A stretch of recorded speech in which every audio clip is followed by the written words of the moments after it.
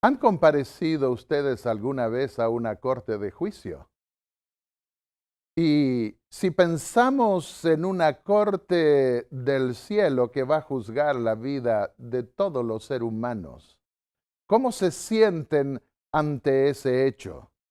¿Están en condiciones de comparecer ante un tribunal infalible que tiene todo anotado, todo registrado, para que los ángeles de Dios puedan ver la justicia de Dios en el trato con los seres humanos? Bueno, muchas personas quieren evitar la idea del juicio divino.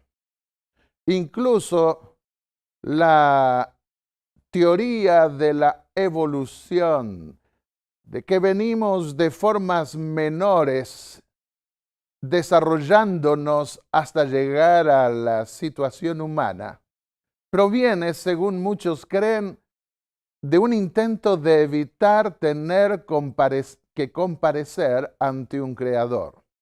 Porque ante un mono o a un gorila yo no tendré que rendir cuentas. Pero si hay un creador, entonces el concepto del juicio es más factible. Y con el deseo de evitar comparecer ante un Dios justo al final de la vida, muchos han decidido eliminar a Dios incluso de la existencia. Hoy vamos a considerar algo que ya lo estábamos viendo a través del ritual hebreo. Estaba representado en el día de la expiación, cuando el sumo sacerdote comparecía en el lugar santísimo para una obra final de intercesión que incluía un juicio de todo el año y que vindicaba no solamente a Dios por los pecados que había asumido de su pueblo durante el año, esos pecados confesados y perdonados, sino que también vindicaba a aquellos que habían puesto su confianza en Dios al confesarle esos pecados y pedirle el perdón de los pecados. El tema que vamos a considerar es juicio cósmico inapelable. En el libro Hechos de los Apóstoles, en el capítulo 17 y el versículo 31, dijo el apóstol Pablo: Dios ha establecido un día en el cual juzgará al mundo con justicia por medio de aquel hombre, Jesús, que Él ha designado, dando a todos una garantía al resucitarlo de entre los muertos. Esto lo dijo hablando a los filósofos de Atenas. Pasemos ahora al antiguo Israel. La idea de un juicio estaba también clara en los mensajes que los profetas daban.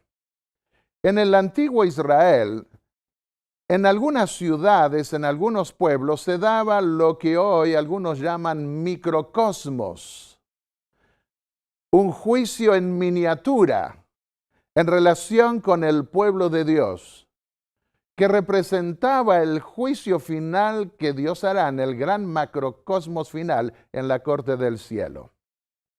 En Oseas, el capítulo 7, versículos 1 al 2, dijo el profeta: mientras que curaba yo a Israel, hablando de parte de Dios, se descubrió la iniquidad de Efraín y las maldades de Samaria.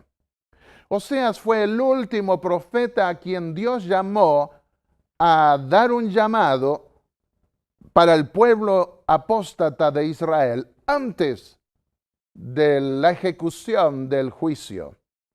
Y entonces dice allí que se descubrió la iniquidad.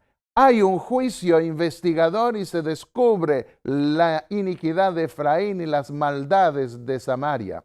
Y no consideran en su corazón que tengo en memoria toda su maldad. Ahora les rodearán sus obras. Delante de mí están.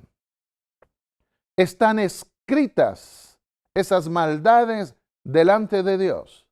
La Biblia nos habla, como veremos hoy, que hay libros escritos, no tanto para informar a Dios, porque Dios tiene buena memoria es el Creador, nada se escapa ante su mirada, sino también para que los ángeles de Dios puedan ver la justicia de Dios en su trato con este mundo. Atada está la maldad de Efraín, su pecado está guardado. Continúa diciendo en Oseas 13, versículo 12. El pecado está guardado, está registrado. No puede nadie borrar ese pecado en la tierra. Dios lo tiene claro, abierto, como en un libro abierto en su corte de juicio. Y al concluir su libro, prácticamente, llegando al final de su libro, nosotros leemos que Dios se pregunta, y aquí voy a traducirlo en forma literal del hebreo en algunos aspectos. Los rescataré de la mano del Seol. Seol significa sepulcro, lugar de los muertos. Los redimiré de Mot. Mot era el dios de la muerte, significaba muerte, pero se la personificaba también. ¿Dónde está tu deber, en hebreo, demonio de la peste, o Mot? ¿Dónde está, o Mot, tu peste, tu demonio? ¿Dónde está tu Keteb, demonio del contagio, o Seol? Dicho más claramente, ¿dónde está, oh sepulcro, el demonio del contagio? Dios se pregunta si los va a rescatar de los demonios, de la muerte, de la destrucción. De Mot, el dios de la muerte, según la mitología cananea, que está a punto de destruir a su pueblo en el norte de Israel mediante la invasión de los ejércitos enemigos. Los asirios desollaban a los vencidos delante de sus familias en sus mismas casas. Eran crueles. La muerte estaba pendiente como de un hilo por caer sobre esa nación rebelde. Solo Dios podía librarlos de semejante crueldad. En esta lámina se ve a una mamá con los niñitos viendo cómo le quitan la piel al marido y padre de esos niños del norte de Israel. Y Dios se pregunta, ¿los voy a redimir? Y concluye diciendo, la compasión se esconde de mis ojos. La compasión se esconde de mis ojos. Dios es compasivo, amante, amable. Pero todo tiene su límite. Y cuando los hombres persisten en la maldad y resisten al llamado de su espíritu que habla a la conciencia y al corazón, llega el momento en que esa compasión se retira y la obra de los demonios, la obra del príncipe malvado de este mundo, tiene libertad para manifestarse. Y vinieron los asirios y destruyeron las ciudades de Israel. En Isaías el capítulo 6, versículos 1 al 4, dice el profeta tuvo una visión del juicio de Dios en el año en que murió el rey Usías. En ese año, dice el profeta, vi al Señor sentado sobre un trono alto y sublime, y la orla de su manto llenaba el templo. ¿Por qué Dios le dio esa visión al profeta en el año en que murió el rey Usías? El rey Usías había sido fiel durante casi sus 50 años de reinado, pero al final se ensoberbeció. Y nos cuenta la historia que además de ser rey, quiso entrar con incienso para ir directamente a la presencia de Dios en el lugar santísimo del templo, dentro del lugar santo. Y cuando los sacerdotes vinieron diciéndole, no te es lícito entrar aquí, solo los hijos de Aarón podían entrar según la ley divina, el rey se enojó. Se había acostumbrado tanto a mandar que había perdido el discernimiento espiritual. Y cuando se enojó, los sacerdotes se horrorizaron, pero no por el enojo del rey, porque vieron que la frente se le volvió leprosa. Y murió leproso fuera de Jerusalén y lo enterraron no junto con los otros reyes.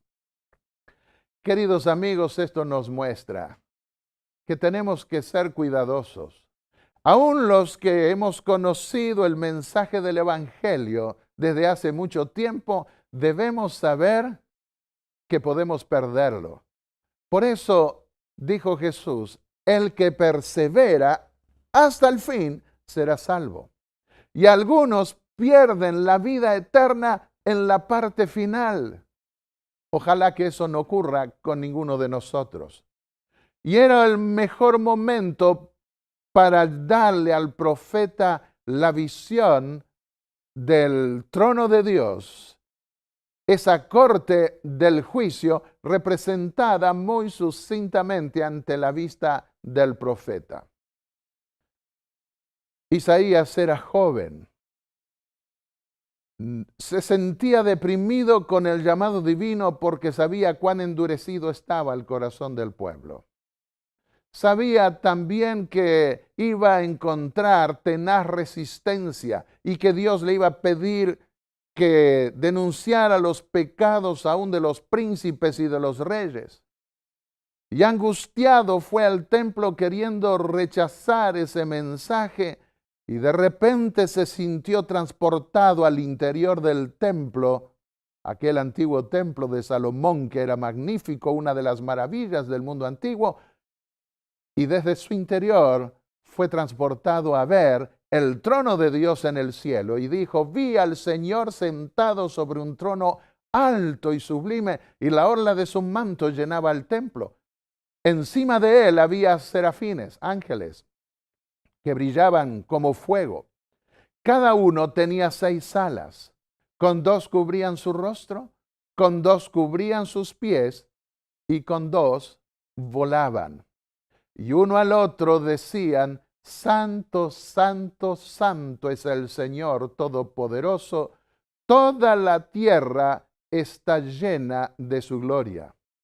Y la voz del que clamaba, los quiciales, a la voz del que clamaba, los quiciales de las puertas se estremecieron y la casa se llenó de humo.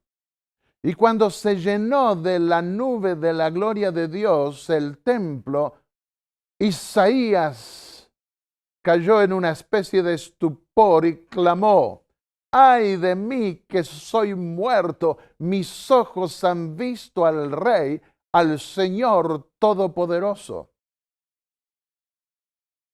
Sabía el profeta que cuando el templo se llenaba de la gloria de Dios, nadie podía interceder en su interior. Hasta los sacerdotes se retiraban y todo el pueblo inclinaba su rostro. Pero vino un ángel volando, tomó un carbón encendido del altar y dijo, esto tocó tus labios y ha sido quitada tu culpa y perdonado tu pecado. ¿Qué paz puede haber tenido el profeta? ¡Qué felicidad! Recibir el perdón del pecado. En esas brasas caía, sobre esas brasas del altar, caía la sangre de los sacrificios. La visión dada a Isaías, comenta Elena de White, representa la condición del pueblo de Dios en los últimos días. Tienen el privilegio de ver por fe la obra que se está llevando a cabo en el santuario celestial. ¿Dónde? En el lugar santísimo. Leamos Apocalipsis 11:19. Y el templo de Dios fue abierto en el cielo, y el arca de su pacto se veía en el templo. A medida que miran por fe en el lugar santísimo y ven la obra de Cristo en el santuario celestial, perciben que son un pueblo de labios inmundos. Pero si como Isaías reciben la impresión que el Señor designa que sea hecha sobre el corazón, si humillan sus almas delante de Dios, habrá esperanza para ellos. El arco de la promesa está sobre el trono, como en Apocalipsis 4:3. Y la obra hecha por Isaías será efectuada también en ellos. Hoy nosotros podemos comparecer por fe en el lugar santísimo y recibir también de Cristo la intercesión y el perdón de los pecados. Otra declaración del espíritu de profecía. Estas cosas dice el que tiene la llave de David. He puesto una puerta abierta delante de ti que nadie puede cerrar. Apocalipsis 3, versículos 7 al 8. Y entonces comenta Elena de White, Jesús toma a los hombres al mismo umbral de los cielos y abre delante de ellos el santuario, inundado con la gloria del Señor de las huestes, sentado sobre un trono alto y elevado, y la orla de su gloria llenaba el templo. Veamos ahora al profeta Ezequiel. El profeta Ezequiel ve venir al Señor de su templo celestial. El norte representaba al cielo, al lugar del trono de Dios. Lo vemos en Ezequiel 1:4 y lo podemos comparar con el Salmo 48:2. Y viene de su templo celestial a su templo terrenal para sentarse en juicio sobre su pueblo en Jerusalén, porque ha llegado el momento final de ese microcosmos del antiguo pueblo de Israel. Microcosmos porque es un juicio reducido, ilustrativo de lo que será el juicio final para toda la humanidad. Y al final, después de pasar en juicio por un tiempo en ese templo, la gloria de Dios va a retirarse. Dice Ezequiel 9:2, y he aquí que 6 varones venían del camino de la puerta de arriba que mira hacia el norte, y cada uno traía en su mano un instrumento para destruir. Y entre ellos había un varón vestido de lino, el cual traía a su cintura un tintero de escribano, y entrados se pararon junto al altar de bronce, al altar de sacrificios, al altar de los holocaustos. Y la gloria del Dios de Israel se elevó de encima del querubín sobre el cual había estado al umbral de la casa, y llamó el Eterno al varón vestido de lino, y le dijo, pasa por en medio de la ciudad, por en medio de Jerusalén, y ponles una señal en la frente a los hombres que gimen y que claman a causa de todas las abominaciones que se hacen en medio de ella. Ezequiel 9, versículos 3 y 4. Vienen los ángeles destructores, como los ángeles que derraman las 7 plagas finales. Acá hay 7 ángeles. 6 vienen para destruir, 1 para poner un sello de protección a aquellos que serán protegidos, guardados de la destrucción. Es un cuadro que proyecta al Apocalipsis de Juan, porque en el tiempo final también aquellos que serán guardados de las plagas finales tendrán el sello de Dios en sus frentes que los protegerán. Señal de pertenencia al Creador y al Redentor. Llama la atención que este ángel que pone el sello está vestido de lino. Cuando vamos al hebreo, la palabra hebrea es bad, es lino simple.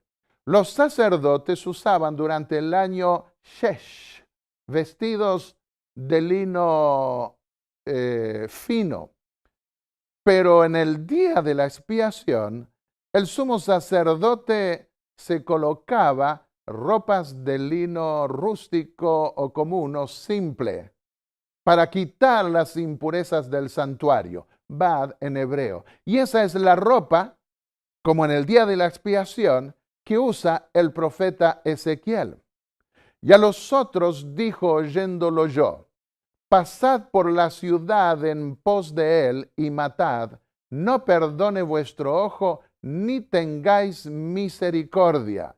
Lo vemos en Ezequiel, el capítulo 9.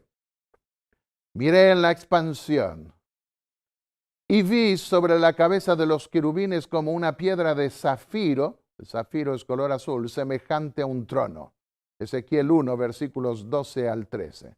Las ruedas parecían brasas encendidas. Un fuego se movía entre ellos. Ese fuego resplandecía y emitía relámpagos. Andaban hacia donde el Espíritu los movía y no se volvían. Y habló al varón vestido de lino en la visión final y le dijo: entra en medio de las ruedas debajo de los querubines y llena tus manos de carbones encendidos de entre los querubines y espárcelos por la ciudad. Y entró a vista mía, y los querubines estaban a la mano derecha de la casa cuando este varón entró, y la nube llenaba el atrio de adentro. Entonces la gloria del Eterno se elevó de encima del querubín al umbral de la puerta, y la casa fue llena de la nube, y el atrio se llenó del resplandor de la gloria del Eterno. Y el estruendo de las alas de los querubines se oía hasta el atrio de afuera, como la voz del Dios omnipotente cuando habla. Acá nosotros podemos ver que la gloria de Dios ahora se retira de ese templo, y al dejar la casa vacía, ese templo va a ser destruido por los babilonios. Y esa gloria de Dios se retiró, dejando la mortandad, porque había llegado el momento del juicio. Pero solo unos pocos serían salvos, los que tendrían un sello, una marca en la frente. Allí aparece, bajo la palabra sello, o bajo esa señal, aparece la última letra del alfabeto hebreo, la letra Tau. Lo que muestra que el juicio llegó a su fin. Se llegó al final de ese juicio cósmico, pero en el microcosmos del pueblo de Israel. Después, dice Ezequiel 11, 22 y 23, los querubines desplegaron sus alas y las ruedas fueron con ellos, con la gloria del Dios de Israel que estaba sobre ellos. Y la gloria del Señor se fue de la ciudad y se paró sobre el monte que está al oriente de la ciudad. Se paró sobre ese monte y estuvo por un tiempo como si le costase abandonar esa ciudad donde había estado casi 4 siglos. A Dios le cuesta abandonar su templo. Nosotros, dice la Biblia, somos templo del Espíritu Santo y debemos saber que Dios quiere morar en medio de nosotros. Pero llega un momento, a fuerza de resistir la obra de su Espíritu, que Dios debe irse. En Ezequiel 33, 11, el profeta reflexiona junto con Dios. Y Dios le da los principios del juicio divino. Le dicen: vivo yo, dice el Señor eterno, que no quiero la muerte del impío, sino que se vuelva el impío de su camino y que viva. Y el grito acongojado de Dios ante aquellos hijos rebeldes que se pierden la eternidad por cosas mezquinas, por cosas temporales, pasajeras.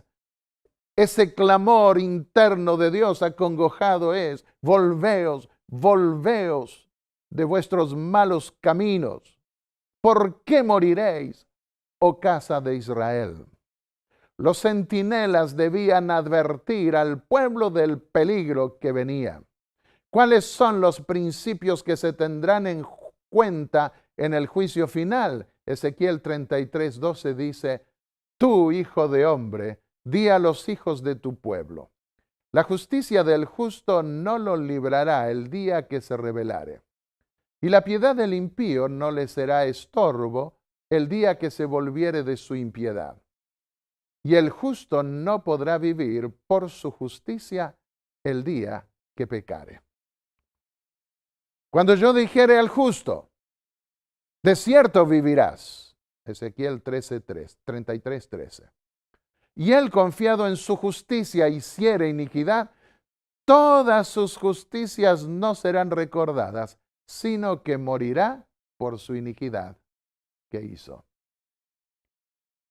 Dios perdona, pero si después de recibir el perdón de Dios, las personas vuelven a su estado anterior de rebelión, ninguna de esas justicias que Dios le impartió por misericordia tendrán valor, caerán sobre él. En Ezequiel 34:16 vuelve a insistir sobre este principio divino que tendrá en cuenta en el juicio. Y cuando yo dijere al impío, de cierto morirás, si él se convirtiere de su pecado e hiciere según el derecho y la justicia, si el impío restituyere la prenda, devolviere lo que hubiere robado y caminare en los estatutos de la vida, no haciendo iniquidad, vivirá ciertamente y no morirá.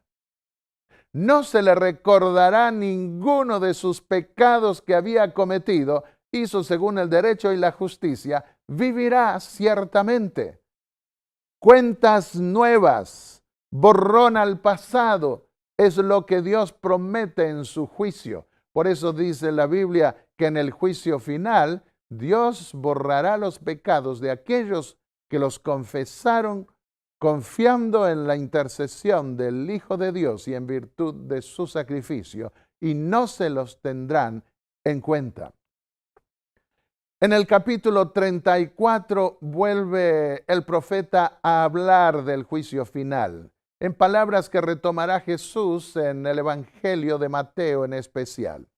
Ezequiel 34, versículos 17, 20 y 22 dicen: yo juzgo entre oveja y oveja. Dios juzga ahora a su pueblo.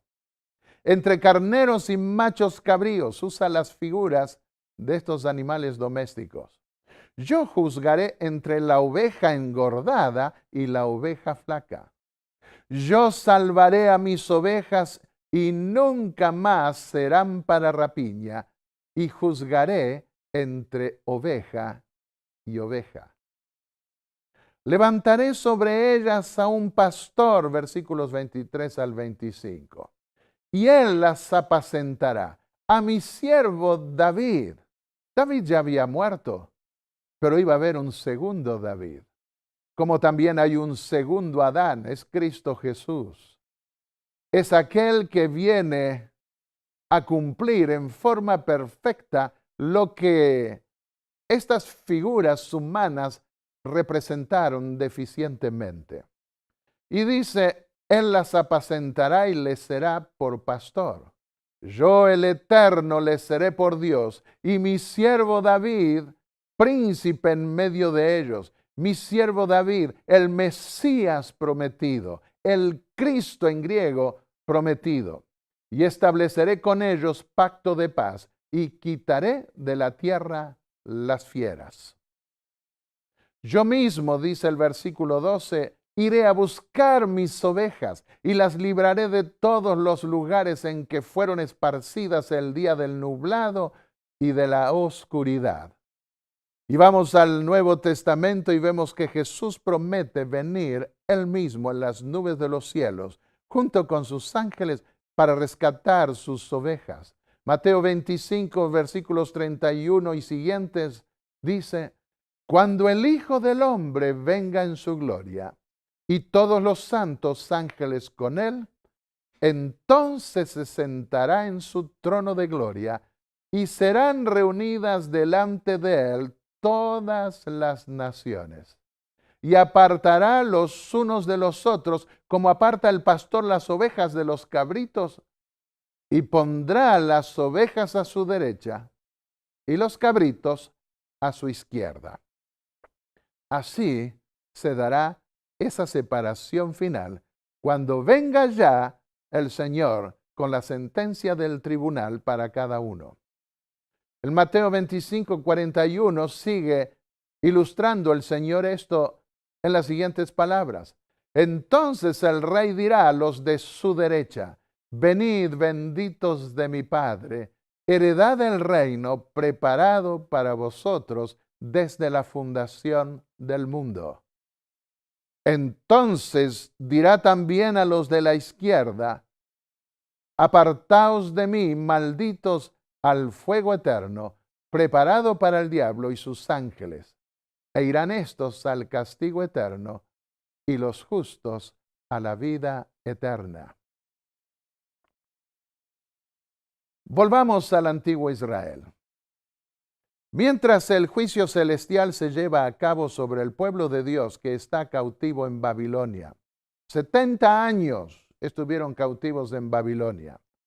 Pero hay un juicio para el pueblo que está en medio de Babilonia y que va a decidir quiénes van a volver a la tierra prometida. Y mientras ese juicio celestial se lleva a cabo, el pueblo de Israel debe estudiar el Evangelio del Santuario y prepararse para el día de la liberación. Deben soñar con el retorno a la patria prometida. No debían ellos quedar con la idea que allí terminarían como en un valle de huesos secos, siendo destruidos como un cementerio al aire libre, habiendo perdido su identidad para siempre. No, Dios les prometía que irían a volver. Dice Ezequiel 43:10, tú, hijo de hombre, muestra a la casa de Israel esta casa, y avergüéncense de sus pecados y midan el diseño de ella. Debían buscar comprender los principios del juicio de Dios, repasando la historia de esa comunión del pueblo con Dios y lo que estaba representado en los rituales del templo divino. Y si se avergonzaren de todo lo que han hecho, hazles entender el diseño de la casa, su disposición, sus salidas y sus entradas, y todas sus formas, y todas sus descripciones, y todas sus configuraciones, y todas sus leyes. Ellos iban a recibir, mientras estaban en Babilonia, el Evangelio del Santuario, porque allí estaba el plan de salvación que incluía al final un juicio y que permitiría que los que realmente querían convertirse al Señor y a sus leyes pudieran encontrar redención. Descríbelo delante de sus ojos, sigue diciendo Dios a su profeta, para que guarden toda su forma y todas sus reglas y las pongan por obra. Hoy también nosotros vivimos en medio de la Babilonia espiritual o mística o simbólica de los últimos días. Y hoy también, mientras se conforma la apostasía final del mundo, representada por Babilonia, la Babilonia apocalíptica, Dios quiere que su pueblo preste atención al mensaje del santuario, a todo su significado, cómo estaba proyectado en el antiguo Israel y cómo se cumple en el santuario celestial con la ministración de Cristo. Mientras se da el juicio que juzga entre ovejas y machos cabríos, se da un llamado a salir de Babilonia. Vemos eso en Isaías 48 y el versículo 20. Salid de Babilonia, huid de entre los caldeos. ¿No les parece ver un eco del llamado final al mundo en el Apocalipsis? Dad nuevas de esto con voz de alegría, publicadlo, llevadlo hasta lo postrero de la tierra, decid, redimió el Eterno a Jacob su siervo. Y en nuestra dispensación cristiana, al Israel espiritual, aquellos que guardan los mandamientos de Dios. Sigue diciendo, pero ahora el profeta Jeremías, en el capítulo 50, versículos 8 al 9, y el capítulo 51 y el versículo 6. Huid de en medio de Babilonia y salí de la tierra de los caldeos, porque yo levanto y hago subir contra Babilonia reunión de grandes pueblos y será tomada. Ahora le llegaba el turno a Babilonia. Ahora Babilonia iba a ser castigada por Dios e incluso iba a ser eventualmente destruida. Según la arqueología, se pueden ver muchos nombres judíos, hebreos, en esa antigua Babilonia. Muchos israelitas que fueron como esclavos con el tiempo lograron mejorar su condición y hasta se volvieron comerciantes.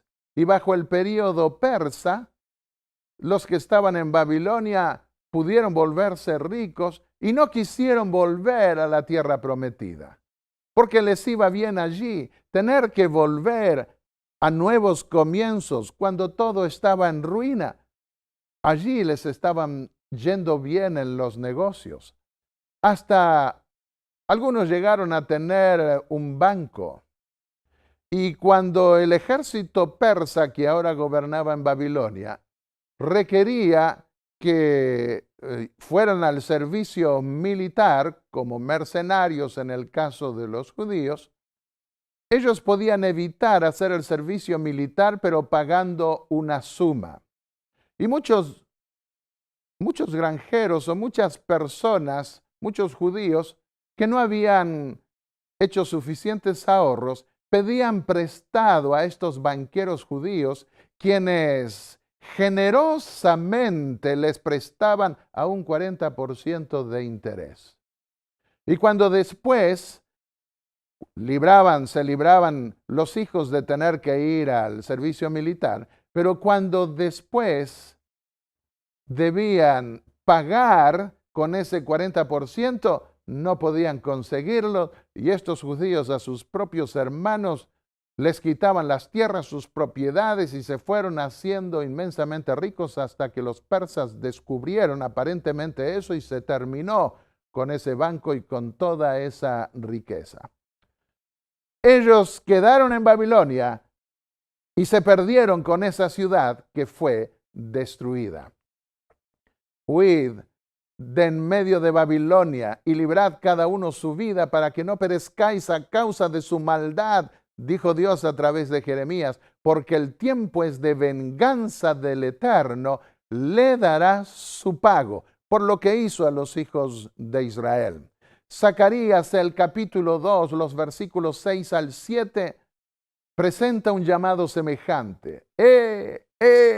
Huid de la tierra del norte, dice el Eterno. Oh Sión, la que moras con la hija de Babilonia, escápate. Era el momento de salir de Babilonia y de volver. Y el versículo 10 del libro de Zacarías, capítulo 2, dice, canta y alégrate, hija de Sión, porque yo vengo a morar en medio de ti, dice el Señor. Iban a un nuevo lugar. Muchos hijos hebreos habían nacido en Babilonia, no conocían la tierra prometida, solo podían escuchar la historia de aquellos, los padres o los abuelos que habían estado. Pero esa tierra estaba desértica, estaba destruida, tenían que comenzar de nuevo, pero Dios prometía, yo vengo a morar en medio de ti. Otra vez Dios iba a morar en medio de su pueblo. En el capítulo 3, Zacarías ve el juicio de Dios. Versículos 1 y 2 dice, me mostró al sumo sacerdote Josué, como Aarón, el sumo sacerdote en el antiguo Israel, o los sacerdotes en el templo de Israel en el día de la expiación, cuando tenían una intercesión final. Y ahora en una dimensión espiritual se da el juicio sobre el pueblo que está cautivo en Babilonia para los que van a venir. Y dice, me mostró al sumo sacerdote Josué, el cual estaba delante del ángel del Eterno, y Satanás estaba a su mano derecha para acusarlo. Apocalipsis 12 dice que Satanás es el acusador de los hermanos. Nos lleva a cometer pecados y después nos acusa delante de Dios, pretendiendo que no nos puede perdonar a nosotros y condenarlo a Él. Pero es que Él es el originador del pecado y el que nos incitó al pecado, y hay una diferencia. Y Cristo vino a morir no por Satanás porque su tiempo de oportunidad pasó, sino vino a morir por nosotros que fuimos engañados. A Satanás nadie lo engañó, Lucifer, nadie lo engañó. Pecó en la misma presencia de Dios, pero Dios tuvo misericordia de nosotros porque fuimos engañados y decidió darnos una segunda oportunidad. Y entonces dijo el Eterno a Satanás: el Eterno te reprenda, oh Satanás. Es interesante que el Eterno dice, el Eterno te reprenda. Yahvé, el Señor, te reprenda. Aquí podemos ver que se refiere al Mesías, a la segunda persona de la deidad. Y entonces no entra a discutir con Satanás, sino que remite el juicio al Eterno y dice: el Eterno que ha escogido a Jerusalén te reprenda. ¿No es este un tizón arrebatado del incendio? Arrebatado del incendio que va a caer sobre Babilonia. Dios arrebata un puñado que está dispuesto por fe a venir a Jerusalén a reconstruir la ciudad y a reconstruir el templo de Dios para que la gloria de Dios descienda. Y Josué estaba ante el ángel vestido de ropa sucia. El ángel mandó a los que estaban ante él: quitadle esa ropa sucia. Entonces dijo a Josué: mira que he quitado tu pecado de ti y te vestí de ropa de gala, mahalasot, ropa de fiesta, ropa espléndida. Esto equivale al cambio de ropas del sumo sacerdote cuando terminaba de purificar el templo. Nos dice Levítico 16 que dejaba las ropas interiores del lino rústico simple, las dejaba al salir, se ponía sus ropas superiores y traía la bendición a su pueblo. Después dijo el Señor: pongan mitra limpia, Zacarías 3, versículos 2 al 7. Pongan mitra limpia sobre su cabeza. Y pusieron una mitra limpia sobre su cabeza y lo vistieron de ropa limpia, mientras el ángel del Eterno estaba presente.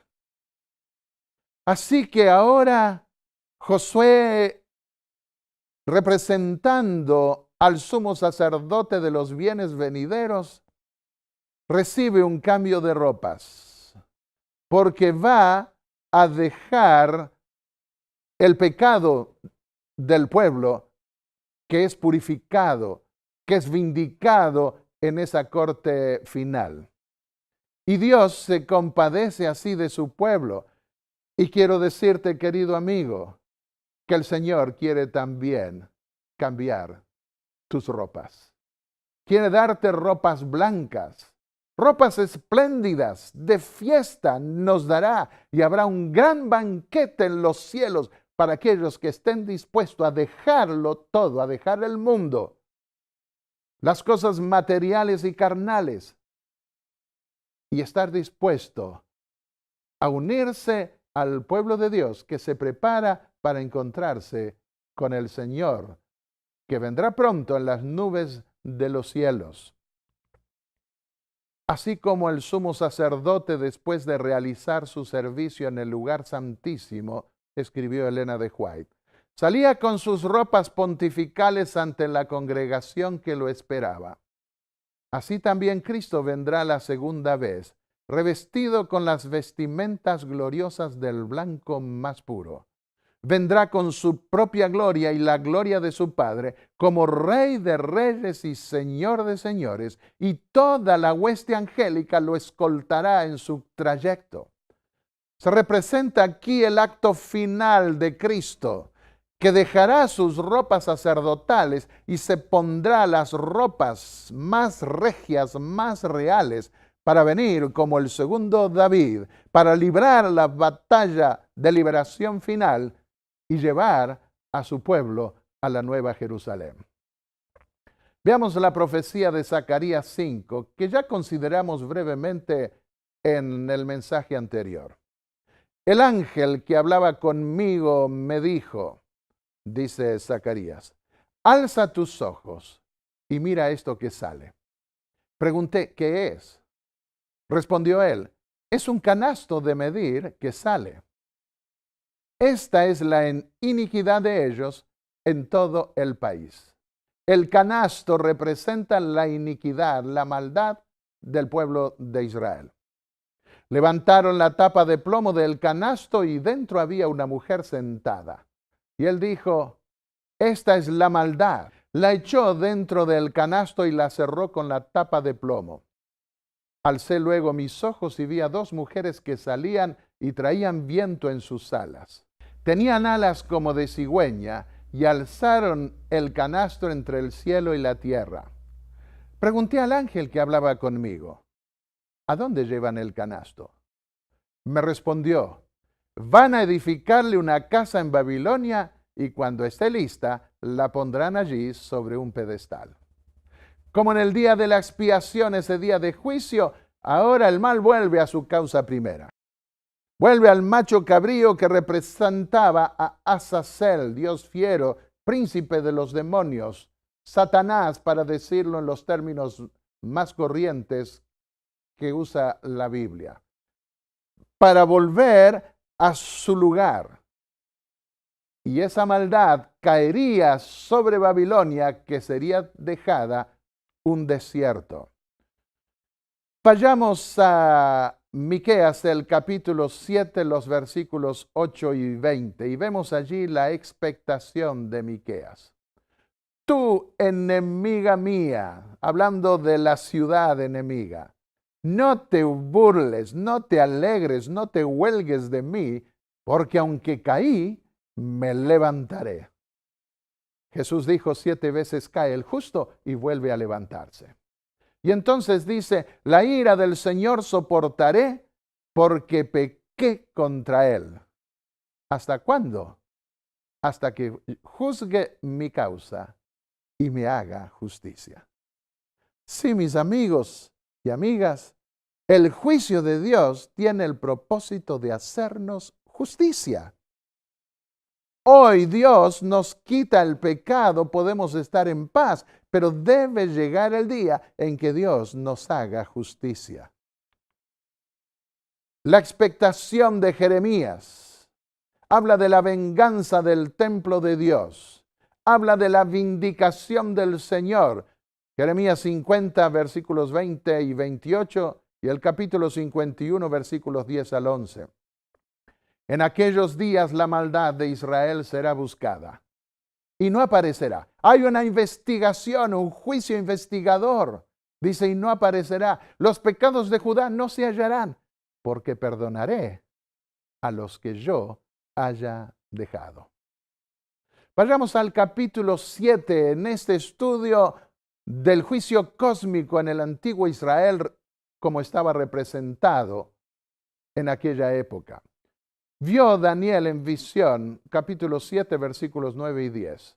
Se pusieron tronos, la corte del cielo, y un anciano de muchos días se sentó. Se refiere a Dios, quien por su larga edad está en mejores condiciones que nadie de juzgar. Su vestido era blanco como la nieve, y el cabello de su cabeza como lana pura. Su trono llama de fuego y sus ruedas fuego ardiente. ¿Recuerdan cómo eran como fuego las ruedas de la visión del trono de Dios en Ezequiel? Ahora dice, sus ruedas fuego ardiente. Un río de fuego salía delante de él. Miles de millares le servían y millones de millones asistían ante él. El tribunal se sentó en juicio y los libros fueron abiertos. Sí, hay un juicio. El juicio final permitirá a los ángeles conocer nuestra vida y ver la transformación de nuestra vida en virtud de la sangre del Cordero. Y permitirá a los ángeles reconocernos a nosotros cuando vayamos al tribunal del cielo. Ellos no se sentirán extrañados como diciendo quiénes son estos, porque tienen todo el legajo, lo consideraron y vieron cómo por la fe pudimos triunfar. Hay un libro de la vida, Daniel 12:1, Apocalipsis 3:5 lo muestra. Un libro de buenas obras, Nehemías 13:14, Malaquías 3:16, Salmos 56:8. Hay un libro de pecados, Salmos 109:14, Isaías 65:6-7 y Apocalipsis 20:12. Lo menciono para ver que dice los libros fueron abiertos, y si queremos saber cuáles libros son los que en otros lugares de la Biblia se menciona.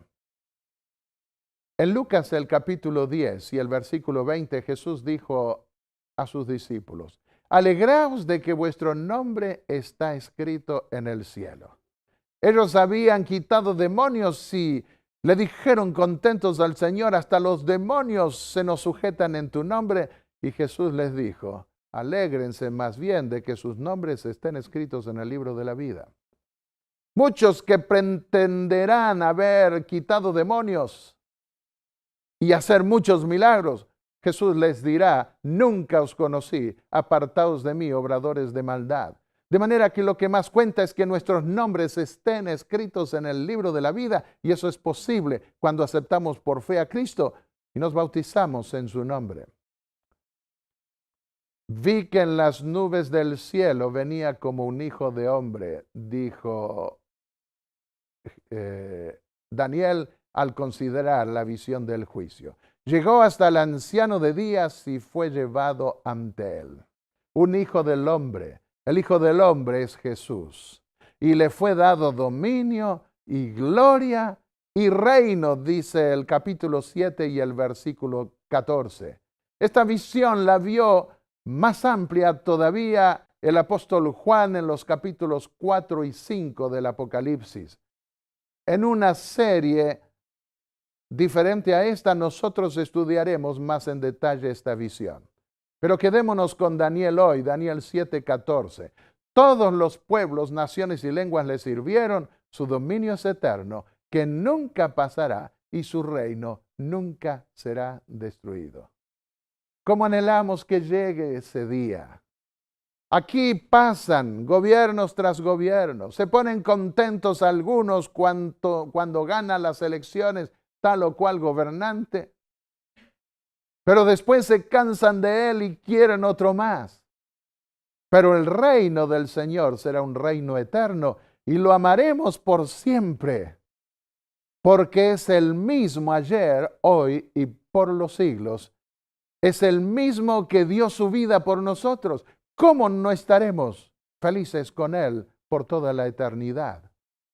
Querido amigo, que escuchaste este mensaje, quiero extenderte la invitación.